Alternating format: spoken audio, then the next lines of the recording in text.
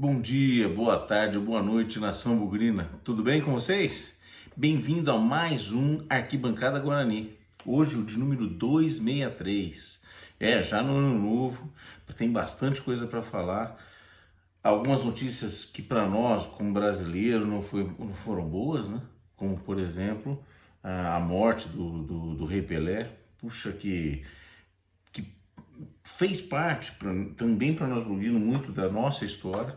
Tem muitas histórias, muitas curiosidades dessa relação, desse adversário que era o Santos, mas que sem dúvida nenhuma a gente deve muito ao Rei Pelé no que diz respeito ao futebol. E nós, nesse dia,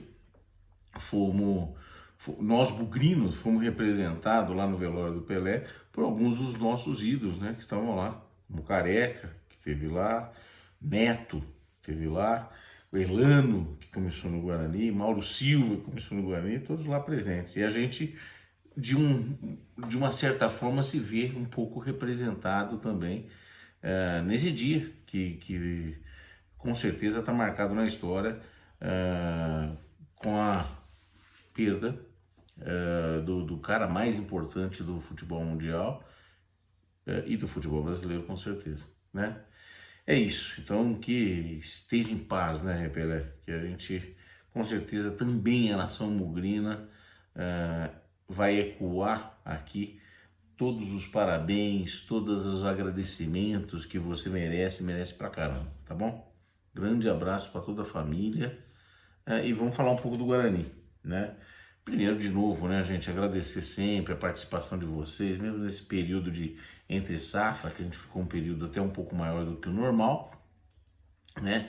Mas a gente vem fazendo os vídeos aí da intertemporada e temos bastante coisa para falar, inclusive da Copinha. A Copinha que teve início ontem, o Guarani fez o primeiro jogo contra a Francana na Copa São Paulo de Júniors e foi muito bem. Foi absolutamente irretocável o resultado. Eu tive a oportunidade de assistir o jogo do Guarani ontem contra a Francana e o Guarani foi superior, é absolutamente superior do que a Francana e se mostrou superior ao longo do jogo também. Mas não foi perfeito, nós tivemos algumas boas atuações e algumas nem tão boas, talvez um pouco preocupantes também. Então, o que eu gostei muito de ver foi a atuação do Titi na zaga, foi além de capitão, jogou com muita personalidade, assumiu uma postura de liderança no campo, fez uma boa partida do ponto de vista técnico, errou muito pouco, foi pouco exigido, na verdade, e no final ainda teve um pênalti, assumiu a responsabilidade, foi lá e bateu muito bem, né? Então o Titi acho que foi uma boa notícia. O Theo, que faz o primeiro gol, achei uma grande jogada, é um cara que, claro, tem que se confirmar isso, só o primeiro jogo, eu mesmo não o conhecia, mas teve uma razoável partida. Eu gostei muito, apesar de não ter marcado o gol, gostei muito da postura, do estilo do Eliseu. O Eliseu, que me parece é irmão do Elias que foi negociado há muito tempo atrás com o Grêmio, agora está lá nos Estados Unidos, se eu não me engano. O Eliseu tem futuro, né? Tem futuro, eu gostei da postura dele. E teve o Vitinho também, que fez um gol de direita sendo canhoto, acho que fez uma boa partida, a gente vê potencial nesse menino.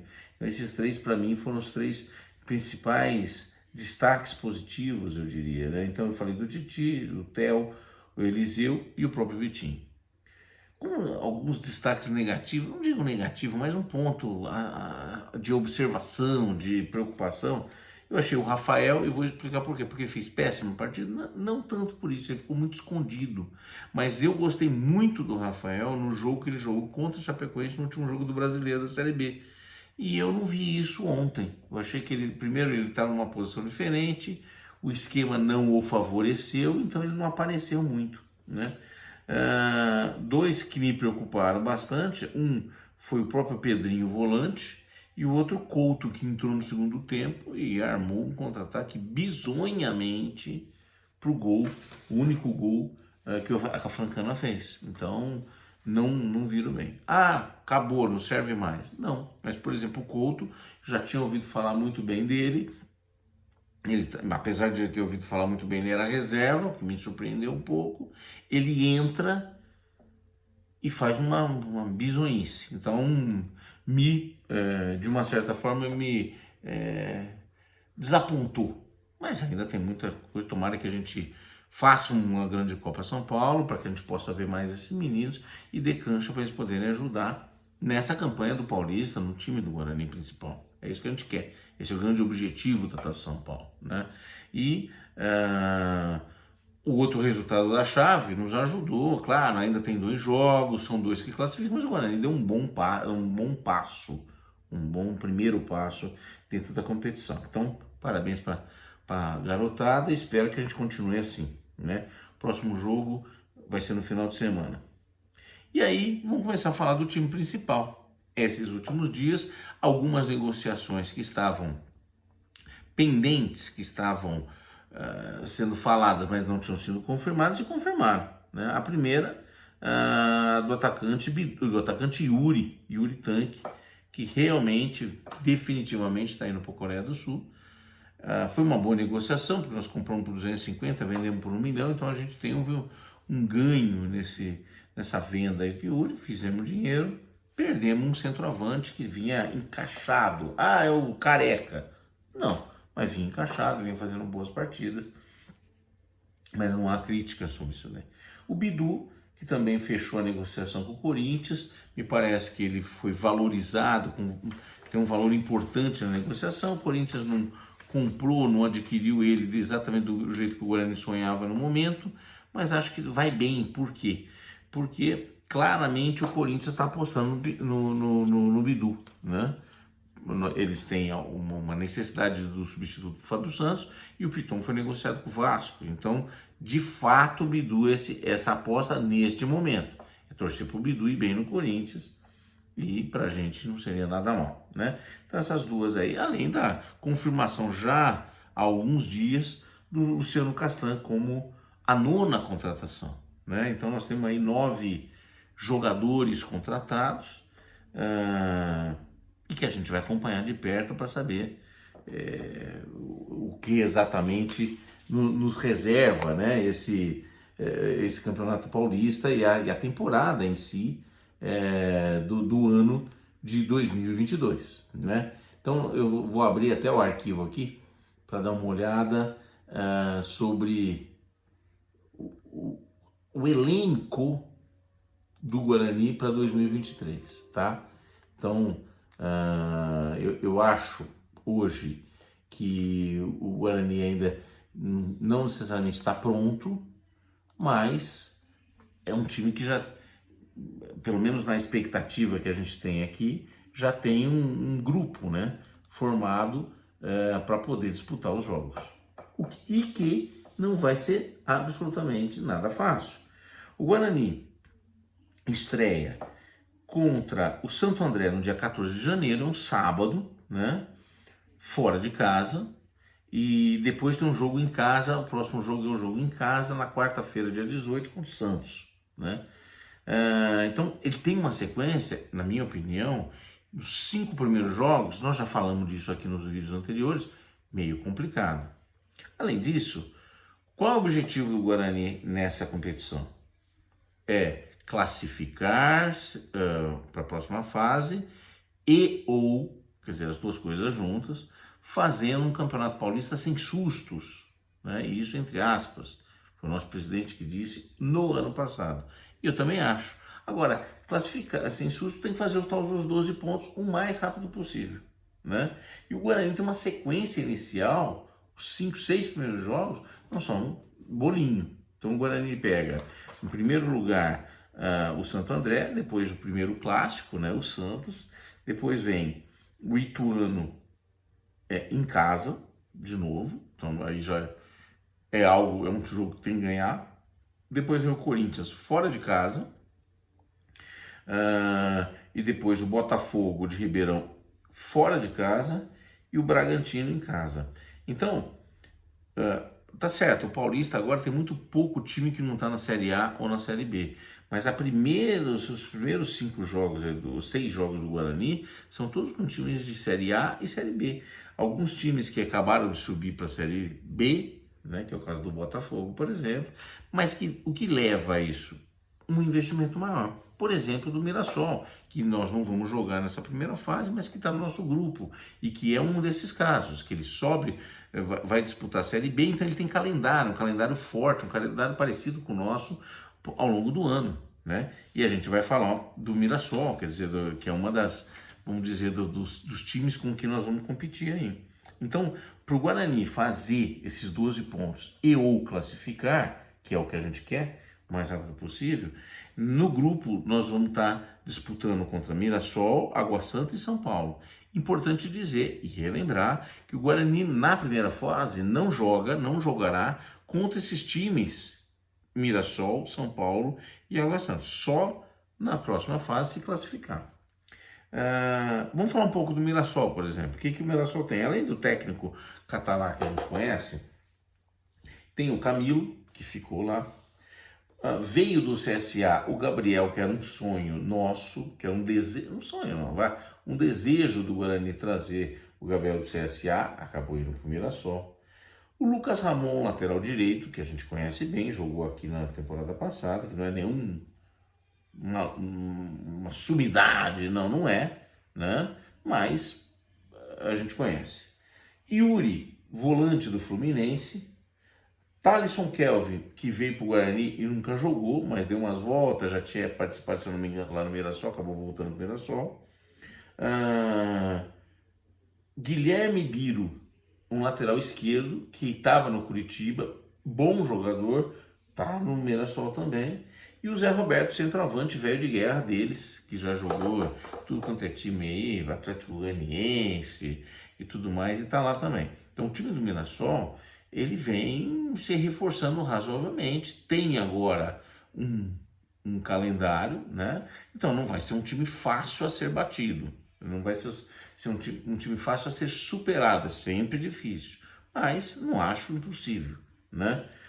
Além disso, tem o São Paulo que não contratou tanta gente, mas fez uma limpa boa. Todos aqueles pessoas, atores do São Paulo que estavam sendo considerados problemas, saíram, né? Então, alguns foram para o Atlético Mineiro, Patrick e outro menino lá que foi para o Atlético Mineiro também. E o que veio de contratação foi o Pedrinho, que é um atacante, aquele conhecido, o Oeste, Atlético Paranaense, e o outro, o Wellington Rato, que veio do Atlético Goianiense. Então não tem nenhuma grandíssima contratação, mas tem uma limpeza e uma pressão da torcida muito grande para que o São Paulo faça um campeonato paulista melhor do que tem feito e apresente um futebol melhor do que tem feito para que possa preparar esse time para as próximas para o Campeonato Brasileiro, né? Que é uma preocupação do São Paulino, sim. E por último, uma incógnita dentro do grupo, mas teoricamente o time mais fraco, que é o Água Santa, que está trazendo o Luiz Ricardo, Juventude, o Júnior Todinho, está voltando não, está indo, né, para o Água Santa, acho que ele nunca jogou no Água Santa antes, jogou no passado no Santo André, o Júnior Todinho também virou esses jogadores tipo trecheiro, né, que vai para tudo quanto é lugar. Então é isso, então o Guarani tem um grupo não moleza pela frente, tem o anseio, o desejo de fazer os 12 pontos, se livrar de qualquer risco de ir para a Série A2 e mais ainda, classificar para a próxima fase, que foi o que conseguiu ano passado. Acho que se classificar pode sim pretender coisas maiores, né? E além disso, quer dizer, vai ter um calendário importante esse ano também, né? Sobre o elenco do Guarani, nós temos já um time formado, então se a gente for olhar e listando todos aqui, que eu pus aqui no computador a lista, nós temos com os meninos da base, que não contam como os registros lá, vamos lá, a lista A, se eu não me engano, que é assim que é chamado, nós teríamos 26 jogadores. Então quais são eles? Nós temos como goleiro Kozlinski, Tony e Lucas Cardoso, tá certo? O Tony veio do Vila Nova. Nós temos como zagueiros Alvarinho, Titi, Lucão, Alan Santos e Luciano Castan, tá? Vindo de fora, Lucão, Alan Santos e Luciano Castan. Nós temos lateral direito, Lucas Marques, do CSA, e Diogo Matheus, que já está aqui, renovou. Lateral esquerda, Jamerson e Eliel. Já estavam os dois aí. Os volantaiada nosso, né? Leandro Vilela, Richard Rios, Lima, que veio do Chapecoense, e Iago veio do CRB. E aqui o Iago parece que joga um pouco mais para frente. Então, talvez caiba mais um volante. Como meia, Giovanni Augusto e o Bruninho, que veio do Atlético Mineiro, Juventude. Atacantes laterais de beirada, Bruno José, o Rafael, que é da base e que, portanto, não está nessa lista do lista A, Derek, que veio do Chapecoense, Bruno Michel, Botafogo de Ribeirão. Como centroavante, e o Theo, que também é da base, tá? E também não está nessa lista. Como centroavante, nós temos 3, Gênison, Nicolas Careca, Eliseu e o Felipe, que estava na base e que agora não está jogando na base mais, não está jogando na Copa São Paulo, foi emprestado do Flamengo, foi considerado gordo, taraná, mas parece que está dentro do time. Com isso, a gente tem 27 jogadores que estão treinando, que estão listados com possibilidade de jogar o Paulista. Desses 27, tem 4 que são da base, né? O Eliel já não conta mais, mas o próprio Felipe, Theo, Eliseu e Rafael são 4 que vêm da base. Então nós temos 23 e podemos colocar mais 3. Então o Guarani pode contratar pelo menos mais 2 caras, né? E eu espero que é isso que ele faça, né? Que a gente está precisando de volante e estamos precisando de um atacante de beirada convincente. Apesar da saída do Yuri, acho que de centroavante nós estamos bem. Nós temos 2, Gênison e Nicolas Careca, para fazer a função, e mais 2 meninos, Felipe e Eliseu. Então eu acho que nós temos, para o Paulista, nós temos gente suficiente. Essa é a minha opinião. São os caras do meu sonho? Não. Então, se eu tivesse que salar o Guarani hoje, os 11 que entravam, sem saber a informação se está machucado, se está treinando bem e tudo mais, os meus 11 seriam Kozlinski, Diogo Matheus, Jamerson na lateral esquerda. A zaga, Lucão e Castan. Volantes, eu jogaria com Lima e Richard Rios, mesmo sabendo que os dois, teoricamente, são primeiros volantes. Depois, Giovanni Augusto e na frente, Nicolas Careca, Gênison e Bruno José. Ou Bruno Michel ou Derek, quer dizer, na posição do Bruno José, eu jogo, então, para explicar o meu ataque. O Gênison é centroavante, o Nicolas Careca, que também é centroavante, mas pode jogar pela beirada, seria um segundo atacante. E aí eu teria um terceiro atacante, que seria o Bruno José. Ou o Bruno Michel. A outra opção é exatamente a mesma defesa, mas jogando Lima, Richard Rios, certo? E mais o Leandro Vilela, por exemplo, 3 volantes, e o Giovanni Augusto. E uma terceira opção, e lá na frente eu teria 2 atacantes. Um de beirada, Bruno Michel e o Gênison. 4-4-2. Dá para fazer o 4-4-2 com 2 volantes só? Dá. Lima e Richard Rios, Giovanni Augusto e Bruninho. Vai depender desses treinamentos, vai depender. Então nós temos variações, nós temos possibilidades. Só brincando aqui, eu armei o time no 4-3-3, no 4-4-2, e esse 4-4-2 pode ter uma variação de 3 volantes e 1 meia, ou 2 volantes e 2 meias. É isso. Então, tem um time para treinar? Tem um time para treinar. Pode rechear com um volantinho a mais, um atacante de beirada a mais? Seria desejável. É isso. E vamos para cima a partir do dia 14 e vamos ver o que dá. O Moser de contrato assinado. O próprio presidente falou que é uma aposta muito grande, a rescisão é a maior que ele já assinou e tudo mais. Esperamos, torcemos demais para que dê certo. Gente, continue seguindo a gente aí. Deixe seus comentários e vem com a gente. e a gente vai continuar falando de Guarani até a estreia do Paulista. Ufa, agora voltamos. Legal? Grande abraço, até mais, tchau.